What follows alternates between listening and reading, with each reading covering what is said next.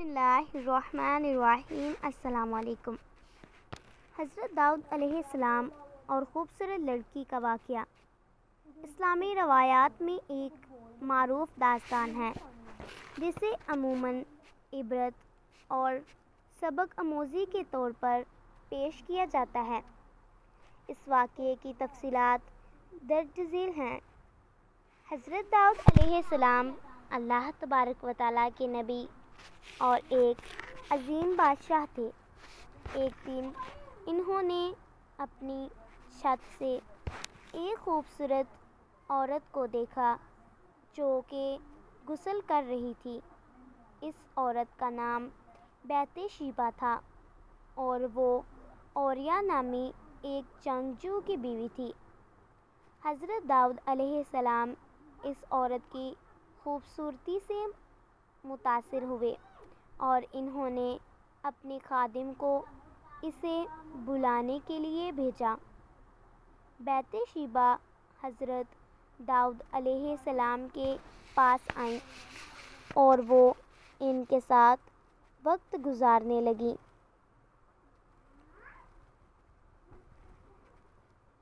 بعد میں جب حضرت داؤد علیہ السلام کو معلوم ہوا کہ بیت شیبہ حاملہ ہیں تو انہوں نے اس معاملے کو چھپانے کی کوششیں شروع کر دیں۔ انہوں نے اوریہ کو جنگ سے واپس بلایا تاکہ وہ اپنی بیوی کے ساتھ وقت گزار سکے اور لوگ یہ سمجھ سکیں کہ بچہ اوریہ کا ہے۔ لیکن اوریہ نے حضرت داؤد علیہ السلام کے محل کے باہر ہی ایک رات گزاری اور گھر نہیں گئے۔ پھر حضرت داؤد علیہ السلام نے اوریہ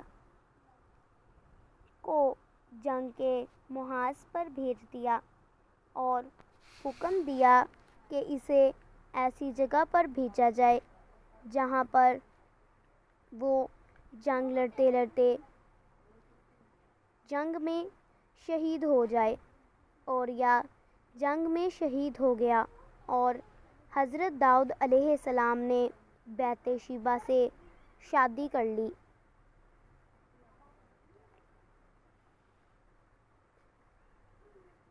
یہ واقعہ اللہ تبارک و تعالیٰ کی نبیوں کی طرف سے بھی کی جانے والی آزمائشوں اور ان کی غلطیوں کے بارے میں ایک اہم سبق ہے۔ حضرت داؤد علیہ السلام کی اس غلطی پر اللہ تبارک و تعالیٰ نے ان پر عذاب نازل کیا اور انہیں اپنے عمل پر شدید توبہ کرنی پڑی۔ نبی ناتن کو بھیجا گیا تاکہ وہ حضرت داؤد علیہ السلام کو ان کی غلطی کا احساس دلائے اور اللہ تبارک و تعالیٰ سے معافی مانگنے کی تلقین کرے۔ حضرت داؤد علیہ السلام نے اللہ تبارک و تعالیٰ کے حضور بہت گریہ و زوری کی اور سچی توبہ کی۔ اللہ تبارک و تعالیٰ نے ان کی توبہ قبول فرمائی اور انہیں معاف کر دیا۔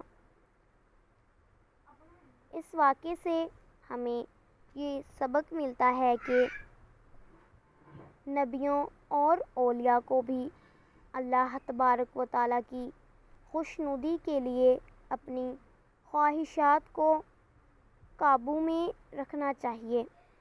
اس واقعے سے ہمیں یہ بھی سبق ملتا ہے کہ غلطی کے بعد فوری اور سچی توبہ اللہ تبارک و تعالیٰ کی معافی کا سبب بن سکتی ہے۔